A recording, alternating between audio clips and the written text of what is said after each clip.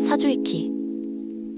안녕하세요. 사주이키의 송성엽입니다. 오늘은 촬영 여건이 안 돼서 노캠으로 강의를 찍게 됐네요. 제가 지금 현충일이라서 집에 있습니다.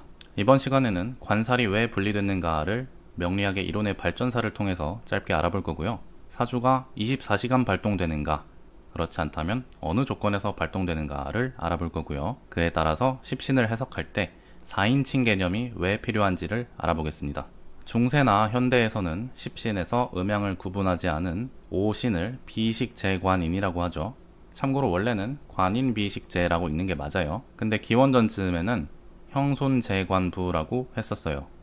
그때는 오행으로만 봤기 때문에 음양오행인 십신으로 나뉘기 이전이었어요. 그런데 최초로 관성이 관과 귀로 나뉘어집니다. 귀는 후대에 살이라고 부르게 됩니다. 즉 편관이죠.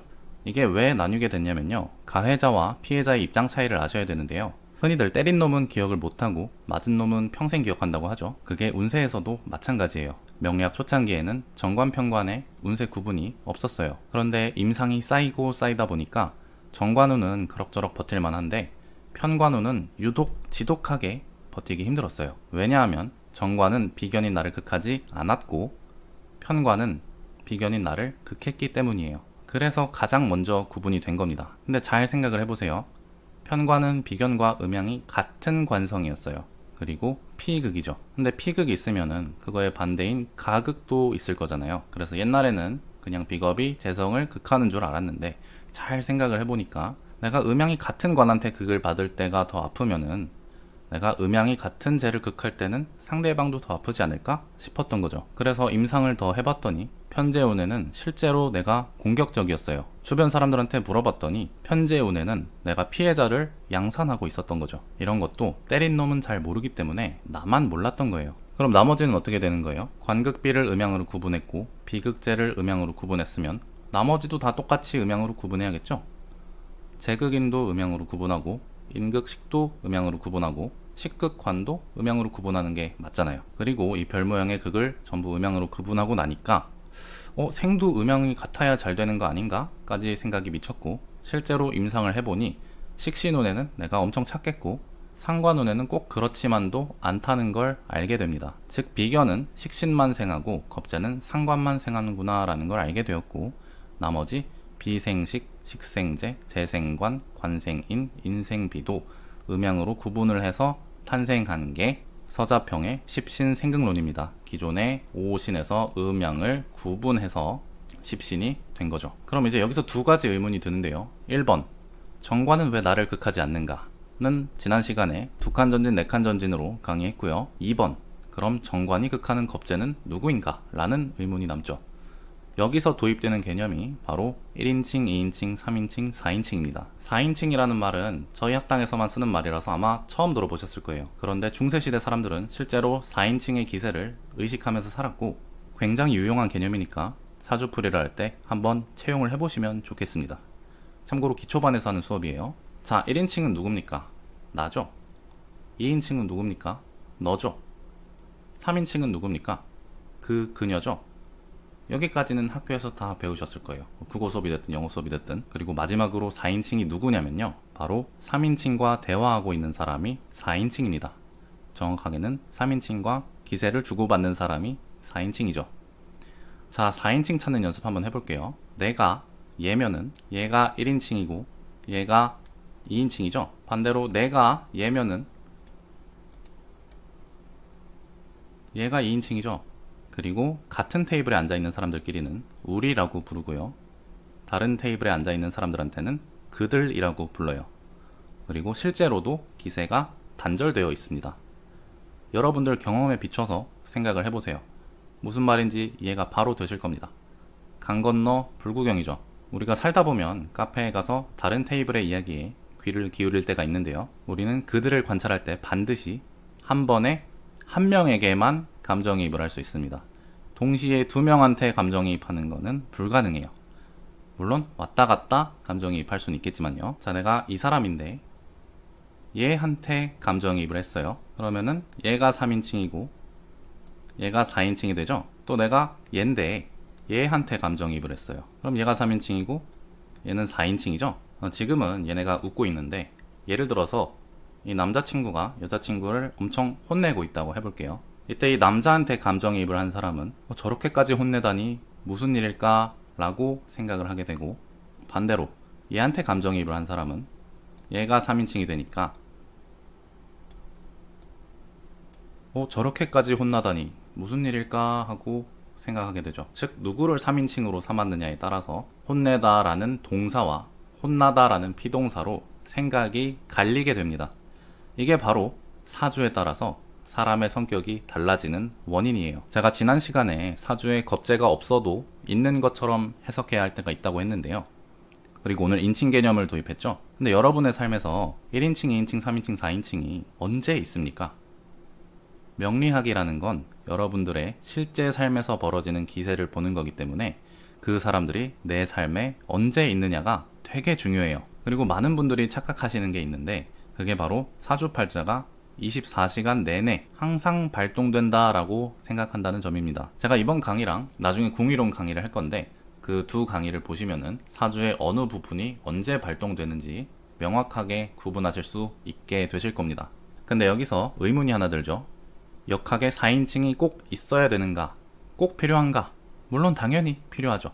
그 이유는 역학이 음양의 학문이기 때문입니다. 자, 1인칭과 2인칭, 즉 나와 너는 음양 관계죠. 그렇다면 3인칭한테도 2인칭인 너가 있을 수가 있겠죠? 그래야 음양 관계가 되니까요. 만약에 3인칭한테 절대로 2인칭이 존재할 수 없다라고 하면 그건 음양이 아니게 되잖아요. 그리고 실제로 현실에서도 내가 관찰하는 3인칭은 누군가와 대화를 나누고 있기도 하고요. 그랬을 때 그 3인칭의 2인칭인 3인칭의 너를 4인칭이라고 부르자는 겁니다. 이때 2인칭과 4인칭은 짝수죠. 짝수면은 음입니다. 그리고 음은 분열되어 있기 때문에 기준이 되지 못합니다. 그런데 1인칭과 3인칭은 홀수죠. 홀수면 양입니다. 그리고 양은 통일되어 있기 때문에 기준이 될 수 있습니다. 여러분들도 십신생극론의 기준이 비견이란 건 다들 아실 거예요. 그리고 비견이 나니까 1인칭이죠. 근데 비견과 짝이 되는 십신이 하나 있잖아요. 그게 바로 겁재죠. 그래서 겁재가 3인칭이 되는 거예요. 비견은 비견군 상생상극의 기준이 되고요. 겁재는 겁재군 상생상극의 기준이 됩니다. 즉 십신생극론의 기준이 두 개라는 거예요. 비견은 우리 테이블에서 벌어지는 기세 변화의 기준이고, 겁재는 쟤네 테이블에서 벌어지는 기세 변화의 기준이라는 겁니다. 상생상극의 기준이 비견인 나 하나라고만 알고 있으면은 십신생극론의 절반밖에 이해하지 못한 거예요. 천간의 토가 무토와 기토로 두 개잖아요. 중심이 두 개라서 기준도 두 개라는 겁니다. 이제 원론적인 이야기를 해봅시다. 사람한테 1인칭이 형성되는 원인이 뭡니까? 명리학은 태어났을 때부터 죽을 때까지를 다루는 학문인데요. 이 세상에 갓 태어난 아기는 나와 남의 구분이 없어요. 그런데 태어나서 며칠 지나면은 나와 내가 아닌 것을 구분하게 되죠. 이 마음을 우리가 분별심이라고 합니다. 이 분별심이 생긴 그때부터 1인칭이라는 기세에 감각이 생깁니다. 그리고 보통 엄마랑 기세를 주고받으면서 2인칭이라는 기세의 감각이 생기죠. 자, 그런데 여기서 1인칭은 24시간 항상 있습니까? 그건 아니죠. 내가 나라는 인식이 있을 때만 1인칭이 생기죠. 여러분의 삶에서는 1인칭이 없을 때도 있어요. 예를 들어서 잠잘 때, 멍 때릴 때는 나 자신의 기세를 인식하지 않기 때문에 1인칭의 기세라는 게 없습니다. 즉 이때는 사주가 발동하지 않습니다. 기세 변화가 없잖아요. 그리고 꿈꿀 때는 1인칭의 기세가 있을 때도 있고 없을 때도 있어요. 여러분 악몽 꿀 때는 보통 1인칭의 기세가 있죠? 그래서 놀래서 깨잖아요. 근데 막 이상한 데 돌아다니는 그냥 평범한 꿈 꿀 때는 누가 나를 뭐 때리거나 해도 기세 변화가 없을 때가 있어요. 별로 감정적으로 반응하거나 그러지 않잖아요. 즉 1인칭도 24시간 평생 존재하는 게 아니라는 겁니다. 그리고 1인칭이 있다고 반드시 2인칭이 있는 거는 아닙니다. 사람이 평생 24시간 내내 누군가와 대화를 하면서 살진 않으니까요. 나 혼자 있을 때도 있잖아요. 그런데 2인칭이 있으면은 반드시 1인칭이 있죠. 둘이서 대화를 할 때 나의 기세가 없을 수는 없잖아요. 그럼 3인칭은 언제 있습니까? 내가 누군가한테 감정이입할 때만 3인칭이 내 삶에 존재하게 되죠. 평상시에 누군가한테 24시간 감정이입하는 사람은 없잖아요. 감정이입하기 전이나 감정이입이 끝난 다음에는 3인칭이 내 삶에서 사라지게 됩니다. 그리고 1, 2인칭과 마찬가지로 3인칭이 있다고 해서 반드시 4인칭이 있지는 않습니다. 내가 관찰하는 사람이 항상 누군가와 대화하고 있지는 않잖아요. 또 마찬가지로 4인칭이 있으면은 반드시 3인칭이 있죠. 3인칭이라는 기준이 있어야 4인칭이 생길 수가 있는 거잖아요. 즉 1인칭이 있어야 2인칭이 존재할 수 있고 3인칭이 있어야 4인칭이 존재할 수 있습니다. 아래쪽이 뿌리고 위쪽으로 갈수록 가지인 거죠. 여기서 1인칭과 2인칭이 음양관계고요. 3인칭과 4인칭도 음양관계고요. 1, 2인칭과 3, 4인칭도 다시 크게 음양관계죠. 또 1인칭과 3인칭은 일방적인 특수한 음양관계가 되고요. 2인칭과 4인칭은 음양관계가 아닙니다. 얘네는 기세를 주고받는 관계가 아니잖아요. 내 앞에 앉아있는 너는 저 사람을 보고 있지 않고 저 사람도 내 앞에 앉아있는 너를 보고 있지 않으니까요. 즉 우리의 기세가 인지되는 동안에는 1인칭은 비견이고 2인칭은 비견군 전체 중에 하나입니다. 비견, 식신, 편재, 편관, 편인 중에 어느 것이든 될 수 있어요. 그리고 내가 그들의 기세를 관찰하는 동안에는 내가 감정이입하는 3인칭은 겁재고 4인칭은 겁재군 전체 중에 하나입니다. 겁재, 상관, 정재, 정관, 정인 중에 어느 것이든 될 수 있어요. 단 오늘 수업에서는 2인칭이 비견이 되거나 4인칭이 겁재가 되는 경우는 다루지 않을 거예요. 그건 생극이 아니고 비화라는 이론을 따로 배우셔야 됩니다. 무토랑 무토가 만났을 때는 생도 아니고 극도 아니잖아요. 그거는 비화라고 부르는데 무토, 비화, 무토라는 작용이 따로 있습니다. 그래서 오늘은 비견과 연결된 4개의 화살표 그리고 겁재와 연결된 4개의 화살표만 살펴볼 거예요. 자, 지금 겁재가 3인칭이라는 거에 동의를 못하신 분도 계시겠지만 일단 그냥 비견이 나고 겁재가 재라고 쳐봐요. 그러면 지난 시간에 생극을 배웠으니까 나머지 십신이 뭔지 2인칭, 4인칭이 뭔지 다 나오죠. 식신은 뭐예요? 내가 기를 살려주는 사람. 상관은 뭐예요? 제가 기를 살려주는 사람. 편재는 뭐예요? 내가 기를 누르는 사람. 정재는 뭐예요? 제가 기를 누르는 사람. 편관은 뭐예요? 내 기를 누르는 사람. 정관은 뭐예요? 제 기를 누르는 사람. 편의는 뭐예요? 내 기를 살리는 사람. 정의는 뭐예요? 제 기를 살리는 사람. 쉽죠? 여기서 십신생극의 모든 해석이 다 나옵니다.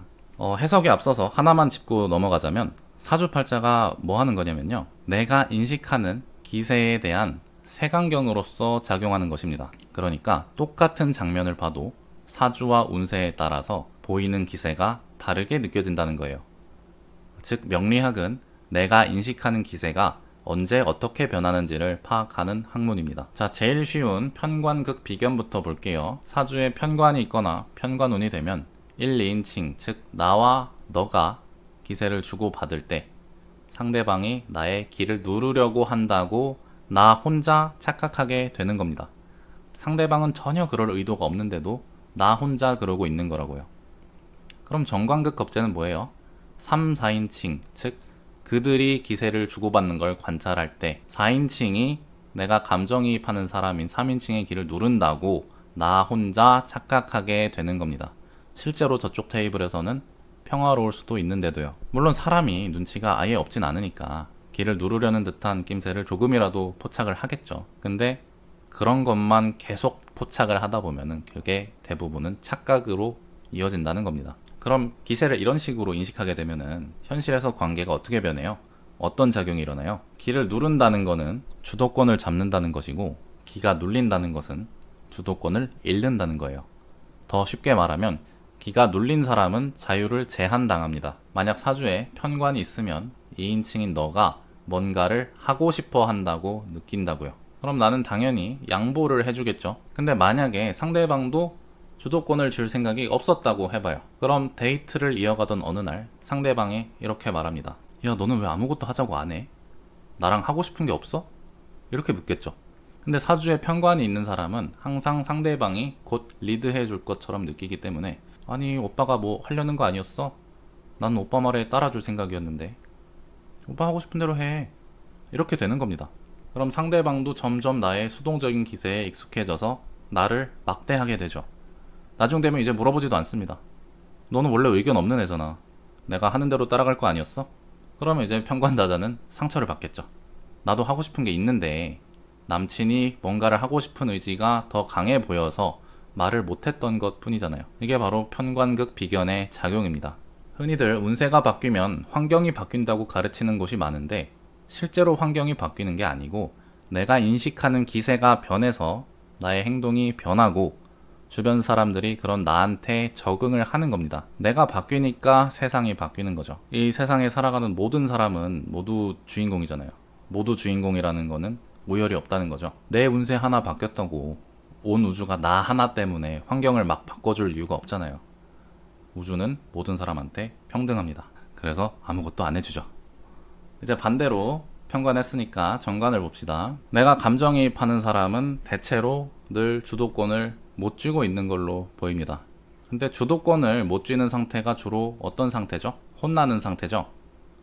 혼나는 중에 막 자유롭게 행동할 수 있습니까? 고개 숙이고 혼내는 사람 화가 다 풀릴 때까지 잔소리 들어야 되잖아요. 즉 자유를 제한당했잖아요. 그럼 나는 정관극겁제라는 색안경을 끼고 있기 때문에 내가 감정이입하는 3인칭이 이거 하니까 혼나더라, 저거 하니까 혼나더라, 이런 모습만 계속 보이니까 나는 3인칭처럼 하지 말아서 안 혼나야겠다, 이것도 하지 말아야겠고 저것도 하지 말아야겠다, 이런 생각이 들겠죠. 그럼 이 사람의 성격이 점점 어떻게 변해가요? 안정적인 걸 추구하게 되는 거죠. 그러니까 튀는 행동을 안 하고 안 나댄다고요. 그리고 그 모습을 본 다른 사람들은 이 사람을 보고 보수적이라고 부르고요. 그래서 정관의 해석 키워드가 보수적인 거예요.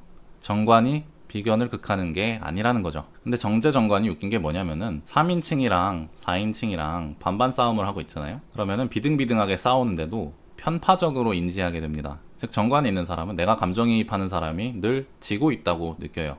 사주 때문에 내가 인식하는 기세가 그런 식으로 세팅이 되는 겁니다. 반대로 사주에 정제가 있으면 어때요? 겁제극 정제가 발동되면서 3, 4인칭이 비등비등하게 싸워도 내가 감정이입하고 있는 3인칭이 이기고 있다고 느끼겠죠? 그러니까 지금 서로 혼내고 혼나고 있는데 혼내는 쪽만 보이고 혼나는 쪽은 안 보이니까 그렇게 되는 거죠. 이제 정제 정관 합쳐서 봅시다. 사주에 정관이 있는 사람과 정제가 있는 사람이 회사를 다니는데 옆 팀 팀장이 신입사원을 갈구는 모습을 봤어요. 야, 너는 지금 입사한 지 몇 달이 지났는데 그걸 아직도 몰라? 그게 말이 돼? 죄송합니다. 이런 장면을 봤어요. 그럼 정관이 있는 사람은 어떻게 생각해요? 저 신입 엄청 혼나네. 정제에 있는 사람은 어떻게 생각해요? 저 팀장 엄청 혼내네. 이렇게 주로 감정이입하는 사람이 사주에 따라서 달라지죠. 물론 옆팀 신입사원이랑 내가 좀 친하거나 동기였다고 하면은 그 사람한테 당연히 감정이입을 하겠죠. 그런데 인생 전체를 전반적으로 살펴봤을 때는 정관다자는 혼나는 사람한테 감정이입을 할 확률이 높고 정제다자는 혼내는 사람한테 감정이입을 할 확률이 높다는 거죠. 그랬을 때 이 관찰자 두 사람이 어떻게 변해갑니까? 정관다자는 아까 말씀드린 대로 나는 저렇게 혼날 짓을 하지 말아야겠다, 그래서 보수적이게 되고, 정제다자는 어떻게 돼요? 나도 이 다음에 팀장 되면 저렇게 부하 직원을 다뤄야겠구나. 그럼 이때 정제인 사람의 성격을 뭐라고 부릅니까? 전통을 따르는 사람, 문화를 유지하는 사람이라고 부르죠. 결국 이것도 어떤 면에서는 보수적인 거죠. 정제 많은 사람이 왜 회사를 잘 다닙니까? 우리 사회의 구성원 대부분이 회사를 다님으로써 1인분을 하고 있으니까 다니는 거죠. 적어도 월급 잘 받아서 어느 정도 길을 펴고 사니까 나도 그 모습을 보고 배우는 거잖아요. 사주에 정제가 있다면 군대가 됐든 회사가 됐든 악습, 패습이 있는 곳에 가면 선임들이 갈구는 모습을 그대로 카피를 하죠. 그런데 문화가 좋은 것도 많잖아요. 꼭 갈구고 혼내는 방식으로만 주도권을 잡을 수 있는 게 아니잖아요. 굉장히 유능해서 부하 직원이 스스로 따르게 만들 줄 아는, 부드럽게 제압할 줄 아는, 존경받을 만한 선배 밑에서 배운다면 그 방식도 똑같이 따라합니다. 즉 사주에 겁재군이 있으면은 1인칭이 3인칭을 보고 배우는 거예요. 즉 내가 주변 사람들한테 물드는 거예요. 내가 평생 감정이입하는 3인칭은 한 사람이 아니라 여러 사람이잖아요. 그래서 사주에 겁재군이 있는 사람한테 환경이 중요한 거예요. 만약에 사주에 정관이 있는데 슬럼가에서 태어났어요. 그럼 주변에서 도둑질을 너무 적게 해왔다고 부모님한테 혼나는 친구들이 많을 거 아니에요. 그걸 보고 잘할 거잖아요. 그럼 정관극 겁제의 영향에 의해서 도둑질을 안 하면 혼나는구나, 그럼 나는 도둑질을 많이 해서 안 혼나야겠다. 이렇게 되는 겁니다. 그래서 성실한 도둑놈이 되죠. 똑같은 사주로 태어나도 주변에서 어떤 이유로 혼내느냐에 따라서 발현되는 성질이 천차만별이에요. 슬럼가에서는 도둑질 많이 하는 게 보수적인 거예요. 도둑질 안 한다고 혼내는 것도 전통적인 거고요. 그런데 이 모습이 평화로운 세상에 살던 일반인이 보기에는 과격한 사람처럼 보일 수가 있다는 거죠. 저 사람은 그냥 주변 환경에 맞춰서 살아가고 있을 뿐인데도요. 그래서 정관을 공무원 같은 성격이다 라고 이미지나 키워드를 달달 외운 술사는 우리와 다른 환경에서 자란 예외적인 손님이 왔을 때는 대응하지 못하게 된다는 겁니다. 그런 손님이 올 때마다 명리학 이론을 의심하거나 손님의 생시가 잘못됐을 거라고 생각하죠. 그냥 자기가 원리를 몰라서 응용이 안 되는 건데도요. 자, 여러분들은 문화가 왜 성립이 되고 유지가 된다고 생각하십니까? 규칙이나 법이 있기 때문이에요? 규칙이 존재하는 것만으로도 사람들이 규칙을 다 지킵니까? 그럼 안 지키는 저 사람들은 뭐죠? 아니면 마음속에 양심이 있기 때문에 규칙을 지킵니까? 세상이 그렇게 아름답지만은 않죠. 사람이 규칙을 지키고 문화를 따르는 이유는 규칙을 지키지 않았을 때 혼내는 사람이 있기 때문입니다. 마트에서 물건 다 훔쳐와도 아무도 안 혼내면 훔치면 안 된다는 규칙을 누가 지키겠어요? 또 하나, 규칙을 지켰을 때 나를 인정해주는 사람이 있기 때문에 규칙을 지키는 겁니다. 규칙을 지킬 때마다 바보 취급하면은 누가 규칙을 지켜요? 이제 편인을 볼 건데요. 편인생 비견은 2인칭이 1인칭인 나를 칭찬해주는 거잖아요. 그럼 사주에 편인이 있으면 어떻게 되겠어요? 마치 너가 나한테 뭔가 좋은 일을 해줄 것만 같은 착각이 계속 일어나는 거예요. 상대방은 그냥 별 생각 없이 웃었는데 내 길을 살려주기 위해서 내가 좋아서 웃어줬다고 생각하는 거죠. 반대로 편관이 있는 사람은 누가 웃으면은 내 길을 죽이려고 내 어디가 마음에 안 들어서 비웃는구나 이렇게 제멋대로 착각을 하는 거고요. 물론 사주에 편관 없어도 이런 작용이 다 일어나는데 편관 있는 사람은 훨씬 더 심하다고 보시면 됩니다. 그래서 사주에 편인 강한 사람 보고 맨날 받을 생각만 한다고 하잖아요. 근데 받을 생각만 하는 게 아니라 자신의 사주라는 색안경 때문에 상대방이 마치 줄 것 같이 보이는 겁니다. 그렇게 살다 보면 나의 기세 인식과 현실 사이에 괴리가 발생하는데요. 그럼 편인다자가 궁금해서 묻겠죠. 야, 너 그거 나 주려고 산 거 아니었어? 왜 갑자기 다른 애한테 줘? 그럼 상대방 입장에서는 얘가 더위를 먹었나? 웬 헛소리지? 아니면 뭐 착각도 유분수지? 이렇게 생각하게 되겠죠. 그리고 아까 맨 처음에 편관 설명할 때 맞은 놈은 잘 기억하고 때린 놈은 기억을 못한다고 했는데 받을 때는 반대죠. 살면서 받아온 모든 혜택은 당연한 거라고 여기고 내가 상대방한테 해준 거는 다 기억하죠. 언젠가 받아내야지 이러잖아요. 아까 편관이 있으면은 상대방이 결국 내가 양보하는 거에 익숙해져서 맞춰준다고 했는데 편인도 마찬가지입니다. 사주에 편인이 있으면은 내가 당연히 받아야 된다는 그런 태도를 갖게 되기 때문에 상대방 입장에서도 내가 해줘야 되는 건가? 하면서 헷갈려서 그냥 해주는 경우가 많아요. 근데 사람이 받은 건 대부분 다 잊어버린다고 했잖아요. 그러면은 해준 사람 입장에서는 이 편인다자가 다 까먹었으니까 화장실 들어갈 때 나갈 때 다르다더니 뭐 이렇게 생각을 하게 되겠죠. 상대방 입장에서는 해준 게 비견생 식신이잖아요. 여기가 비견이면 여기가 식신이니까. 그리고 사주에 식신 있는 사람은 주변 사람들한테 잘 해주죠. 근데 해준 거 다 기억하고 있다고요. 이 사람들은 기브앤테이크가 1대1이 아닌 것 같다는 느낌을 많이 갖고 살아요. 결국 사주에 식신이 있으면은 내가 너의 길을 살렸다라고 착각하면서 사는데 실제로 상대방 입장에서는 내 칭찬이나 선물이 별로 안 고마웠을 수도 있잖아요. 간에 기별도 안 왔을 수도 있잖아요.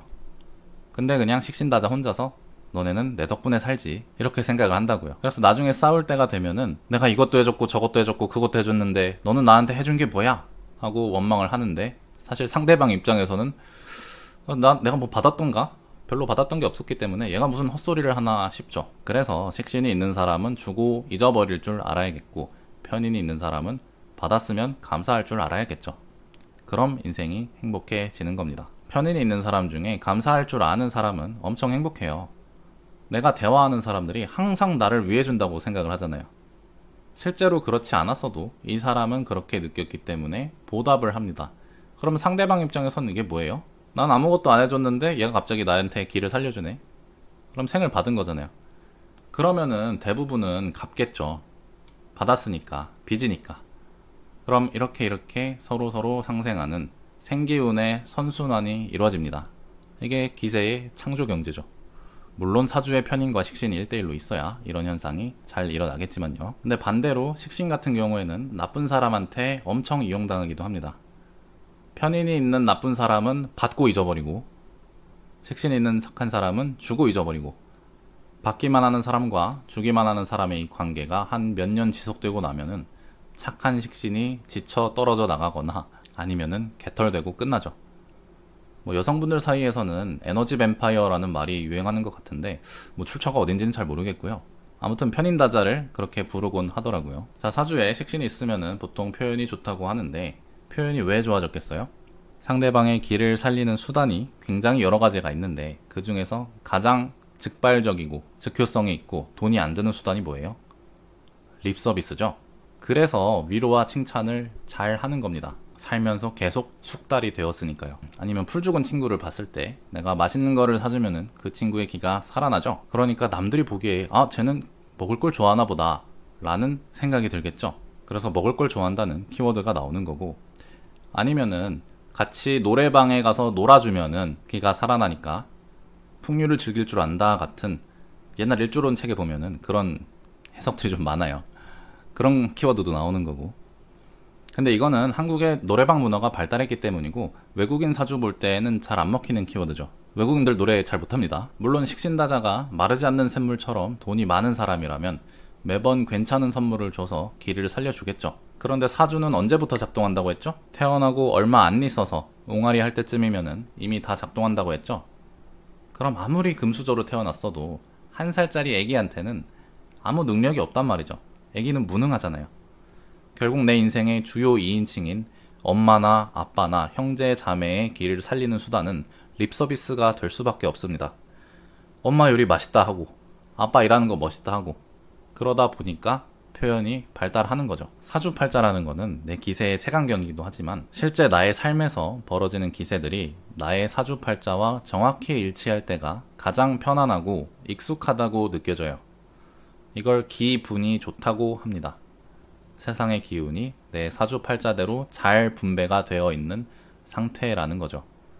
그래서 식신다자는 내가 상대방의 기를 살릴 때가 가장 기분이 좋습니다. 물론 그게 너무 과하면은 나도 좀 피곤하니까 지치겠죠. 그래서 이런 나를 좀 싫어하게 되기도 하고요. 쏠린 사주는 다 그래요. 편제다자는 좀 예외적이고요. 왜냐면 때린 놈은 기억을 잘 못하니까. 또 이제 예외적인 학부모 손님이 오기도 하는데요. 우리 애는 식신이 많은데도 립 서비스 잘 못하는데요. 말 잘 못하는데요. 그런 경우도 많아요. 특히 경상도 남자애가 그렇죠. 문화 자체가 남자가 그런 귀여운 말을 해선 안 된다 그런 게 있기 때문에 그쪽 남자들은 그래요. 혹은 불우한 가정 환경에서 커서 뭐 엄마가 없거나 아빠가 매우 폭력적이라서 기를 살리는 방법을 못 배워서 그렇게 될 수도 있는데 결국 그 애가 과묵한 와중에도 상대방의 기를 살리기 위해서 흔치 않은 수단으로 노력하고 있다는 게 찾아보시면 보일 겁니다. 혹은 예외적으로 사주에 식신이 있어도 생이 안 되는 구조도 있으니까 그런 판단은 오셔서 상담을 받아보시고요. 자, 이제 겁재생 상관은 3인칭이 4인칭을 생하는 거죠. 근데 우리가 감정이입을 보통 어떤 사람한테 합니까? 대단한 사람한테 많이 하죠. 동네 바보한테 감정이입 오래 하는 사람 없잖아요. 대단한 3인칭이 4인칭들의 기를 살리는 대표적인 문화가 뭐가 있어요? 강연이나 연설이 있죠. 뭐 김제동이 됐든 김창옥이 됐든 김미경이 됐든 그 사람들이 수많은 사람의 기를 살리죠. 그런 사람들을 보고 물드니까 겁재생 상관의 표현들이 멋있는 겁니다. 근데 그 사람들은 대단한 사람이고 그 모습을 보고 베낀 나는 보통 대단한 사람이 아니고 평범한 사람이죠. 그럼 주변 사람들이 보기에 너 뭐 스티브 잡스 따라하냐? 왜 이렇게 겉멋이 들었어? 이런 평가를 듣게 될 수가 있다는 거죠. 스티브 잡스는 대단한 사람이니까 이뤄놓은 업적이 있으니까 그런 말을 해도 사람들이 감명을 받는데 나는 이뤄놓은 게 아무것도 없으니까 그런 말을 해도 사람들이 무시를 좀 할 수가 있다는 거죠. 그래서 비견생식신은 좀 진심이 담긴 듯한 느낌이 나고 겁재생 상관은 약간 의무적이거나 어디서 배운 것 같거나 기를 살리는 목적을 위해서 수단을 빌려온 것 같은 느낌이 들죠. 반대로 정인생 겁재는 뭐예요? 내가 감정이입하는 사람이 누군가에 의해서 기가 살아나는 거죠. 근데 내 눈에 들어오는 사람이, 즉 남이 계속 받는 것만 보이면은 속이 좀 뒤틀린 사람 같은 경우에는 배알이 꼴려서 질투를 하게 될 수가 있습니다. 쟤한테는 해주는데 나한테는 왜 안 해줘? 이렇게 될 수가 있겠죠. 그래서 정인의 해석 키워드에 질투심이라는 게 들어가는 거고요. 또 정인의 키워드에 봉사심이라는 질투심과는 상반되어 보이는 키워드가 들어가 있는 것처럼 보이는데, 결국 이 사람이 누군가한테 칭찬을 받았다는 거는 누군가한테 서비스를 해줬다는 거죠. 그러니까 그런 부분이 또 봉사심으로 보일 수가 있는 거죠. 물론 봉사심이 발현되는 이유가 또 있긴 있는데 그건 아직 안 배웠으니까 생략하고, 아무튼 이런 해석의 원리를 잘 모르시니까 뭐야 정의는 질투심이기도 하면서 봉사심이기도 하다고? 이거 완전 귀에 걸면 귀걸이 코에 걸면 코걸이 아니야? 이렇게 오해하고 명리학에 좀 실망을 해서 떠나시는 분들도 많죠. 근데 원리를 배우면은 둘 다 납득이 가능한 그런 설명이라는 거죠. 아무튼 똑같은 장면을 봐도 저 사람이 받는 걸 봐도 건전한 사고 방식을 가진 사람이라면은 쟤는 뭘 해서 칭찬을 받는구나, 그럼 나도 똑같이 해서 칭찬을 받아야겠다, 이렇게 건설적으로 갈 수도 있는 거고요. 이런 거는 사주에 따라서 결정되는 게 아니고 가정교육을 어떻게 받았느냐에 따라서 갈리는 거예요. 사주에 선악은 나오지 않고요, 이 사람이 어떤 기세를 인식하느냐까지만 나오는 거예요. 그리고 그 기세를 봤을 때 어떻게 반응하는지는 그 사람이 살면서 쌓아온 경험에 따라서 달라지는 거죠. 그런데 이때 사주를 보고 이 사람이 인식하는 기세를 정확히 알고 손님의 현재 모습을 보면은 어떤 환경에서 자라왔겠구나 하는 거를 추론할 수가 있게 되는 거죠. 여기서 살아있는 통변이 나오는 겁니다. 이걸 소위 말하는 적중률이 높다라고 부르는 거고요. 반면에 정형화된 통변을 하는 술사는 사주를 맹신하고 있기 때문에 손님의 삶을 추론하는 과정 따위는 없죠. 아까 편관으로 시작해서 편제를 안 했던 것 같은데, 비견극 편제도 똑같습니다. 내가 상대방의 길을 눌렀다고 나 혼자 착각하는 겁니다. 실제와 관계없이 아무튼 내 인식 세계 속에서는 내가 길을 눌렀기 때문에 내가 주도적으로 자유롭게 행동을 하겠죠. 그런데 도저히 착각할 수 없을 정도로 내가 길을 누르지 못한 게 확실하다, 그러면은 길을 누르기 위해서 온갖 수단을 동원해서 노력을 하겠죠. 왜냐하면은 길을 누른 상태가 나한테 가장 편안한 상태니까. 대표적으로는 여자는 명품을 사거나 가슴 성형을 하고요, 남자는 차를 사는데 만약에 20대라고 해봐요. 똑같은 편제다자로 태어났어도 가정 형편은 다 다르죠. 근데 선택은 거의 비슷합니다.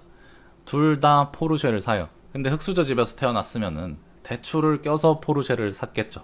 여기서부터 인생이 망해가는 겁니다. 사실 편제격으로 태어났으면은 아주 높은 확률로 인생 망했다고 보시면 됩니다. 왜냐하면은 이 세상에서 길을 누르고 사는 사람이 얼마나 있어요? 길을 누르는 사람은 보통 높은 사람이고 높은 사람은 극소수죠.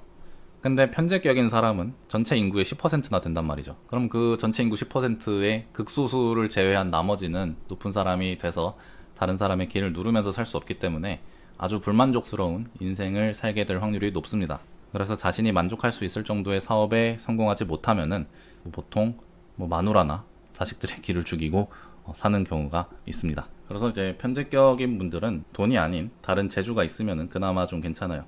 나는 노래를 잘 불러서 아니면 춤을 잘 춰서 상대방의 길을 누를 수가 있다, 그러면은 괜찮죠. 근데 돈도 많이 못 벌었고 특출난 재주도 없다 하면은 이제 욕심을 내려놓는 게 중요합니다. 아무튼 그래서 아까 포르쉐를 샀는데 어디 소개팅 자리에 나가서 포르쉐 키를 딱 올려놨어요. 그러면은 여자가 그 차 키를 보고 한 2, 3초 정도 정적이 올 수가 있겠죠.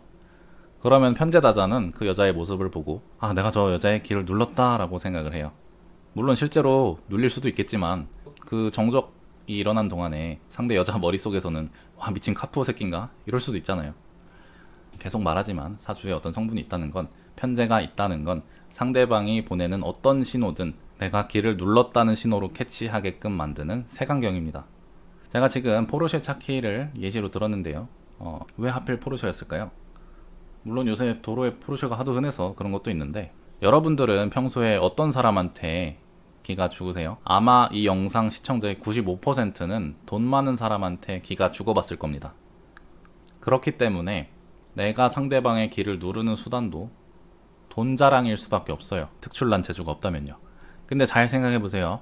보통 편제나 정제에 돈이라는 키워드가 쓰이는데 누구에게나 다 돈입니까? 편제 정제를 무조건 돈으로 해석해도 돼요? 만약 여러분들이 돈 많은 사람한테 기가 죽었다면 그 이유는 여러분이 돈의 가치를 많이 두었고 그만큼 통장에 결핍이 있기 때문에 기가 죽은 거예요.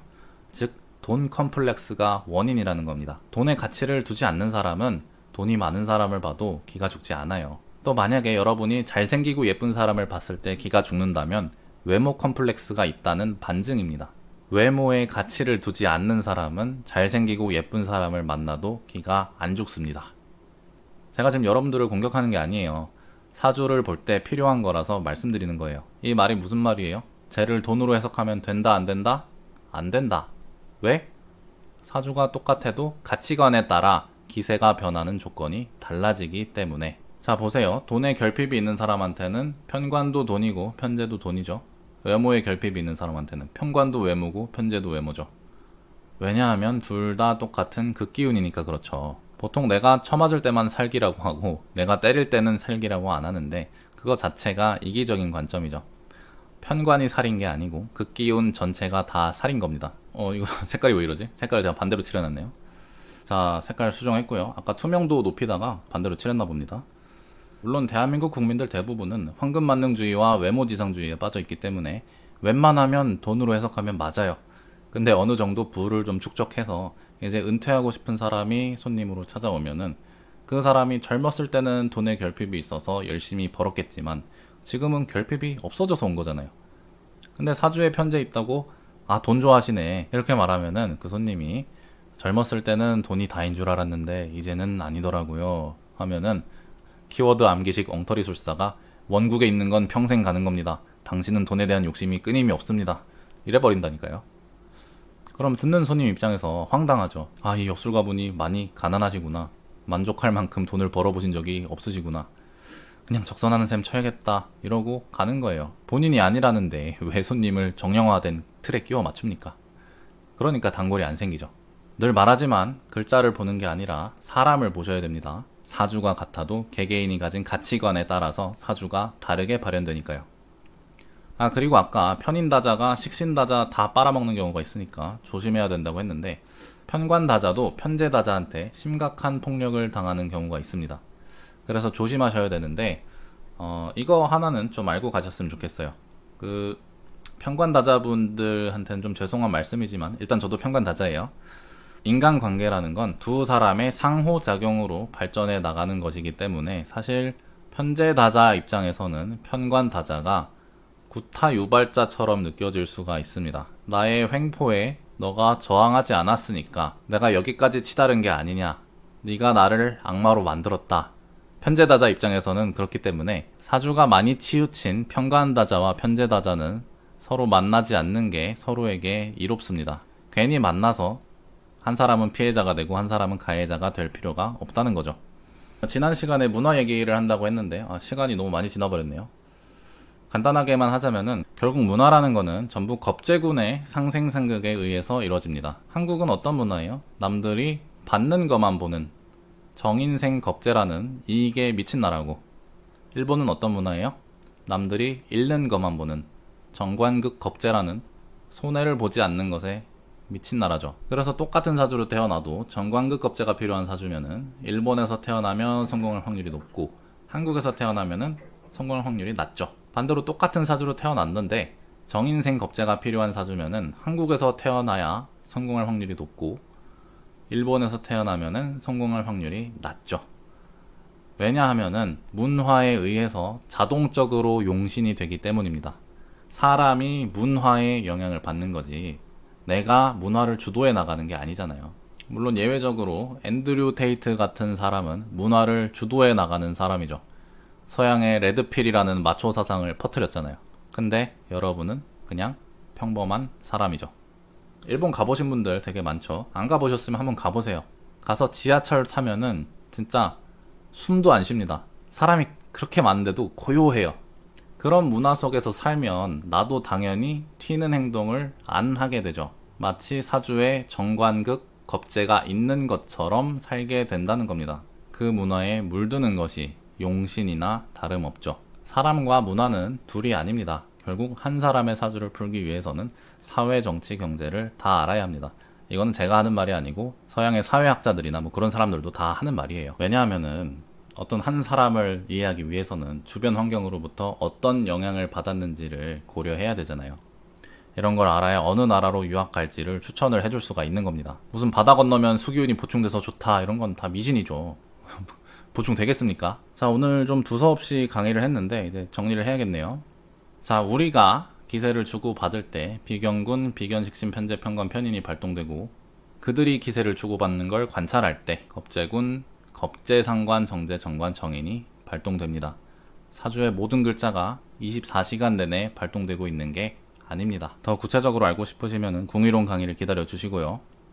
그리고 여러분들은 왜 사람이 소설에 몰입할 수 있다고 생각하세요? 그건 바로 소설이 현실의 인간의 기세를 모방했기 때문입니다. 현실에서도 1인칭 주인공 시점일 때가 있고 3인칭 관찰자 시점일 때가 있잖아요. 그게 바로 비경군의 상생상극과 겁재군의 상생상극을 인지할 때죠. 제가 비록 히트작은 못 냈지만 폼으로 10년 동안 소설 쓴 게 아니에요. 문학은 현실 도피가 아니라 현실 속으로 곤두박질 치는 거라는 말이 있죠. 명리학이든 문학이든 사람의 관심이 없는 사람은 도전해선 안 될 영역입니다. 그냥 만만해 보여서 돈 많이 벌고 싶어서 나도 철학관 한번 차려보고 싶다 이런 분들은 돈을 많이 벌지 못할 확률이 크겠죠. 왜냐하면 사람에 대한 관심이 있어야 사람에 대한 이해가 높아지는 건데 애초에 관심이 없으니까요. 그리고 실제로 그런 분들이 돈을 많이 못 벌고 계시죠. 삶에 투철하지 못했기 때문에 현실의 기세와 간지를 연결짓지 못하는 술사들이 글자만 보고서 자꾸 4인칭이 1인칭한테 혹은 1인칭이 4인칭한테 생각을 한다고 말하고 있고 십신의 키워드를 달달 외워서 편제는 큰돈이고 정제는 작은돈이다. 정의는 뭐 국가공인 자격증이고 편의는 그냥 내가 좋아서 딴 어떤 비공식적인 문서다. 그런 헛소리 통변을 하고 있죠. 키워드는 죽은 해석이고 그 키워드들이 나오게 된 원인인 기운을 보셔야 응용할 수 있는 살아있는 해석이 나옵니다. 4인칭이 1인칭하고 무슨 기세를 주고받습니까? 4인칭이 3인칭과 기세를 주고받는 와중에 1인칭이 일방적으로 3인칭을 관찰하고 닮아갈 뿐이죠. 그러니까 항상 여러분이 닮고 싶은 사람을 보시길 바랍니다. 이렇게 오늘 생기운과 극기운의 정의를 통해서 이미 여러분들이 두 가지 기운을 인지하고 있었다는 사실을 깨닫게 해드렸습니다. 생기운은 기를 살리는 작용이고 극기운은 기를 죽이는 작용이죠. 역학이란 건 글자 노름이 아니에요. 애초에 기운을 기호화해 놓은 게 간지잖아요. 역학은 이런 기운들을 명확히 인지하는 것으로부터 진정한 입문이 시작됩니다. 그래서 책을 보고 독학하는 게 어려운 거고 도제식으로 현장에서 전수가 되는 거예요. 예를 들어서 스승님이 상담을 하는 동안에 제가 조수로 참관을 합니다. 그러면서 막 받아 적어요. 손님이 사업을 언제 시작해서 언제 말아먹었는지 무슨 문제가 있었는지 등등 해서 스승님 감명지를 깔끔하게 정리를 해드립니다. 그리고 상담이 끝나면은 스승님이 설명을 해주세요. 아까 내가 무슨 말을 했더니 손님의 기세가 어떻게 바뀌었는데 그게 뭐뭐라는 기운이다 라고 스승님이 제가 감을 잡을 때까지 계속 말씀을 해주세요. 그렇게 기운들을 실제로 보고 아 이게 생기운이구나 뭐가 뭐구나 뭐가 무슨 기운이구나 이렇게 깨닫고 나서 제가 제 손님을 받으면은 사주와 운세에 따라 딱 그런 기운을 내뿜고 있죠. 눈에 뭐가 보인다는 게 아니고 그렇게 반응하면서 살고 있다고요. 이게 역학의 전수 과정입니다.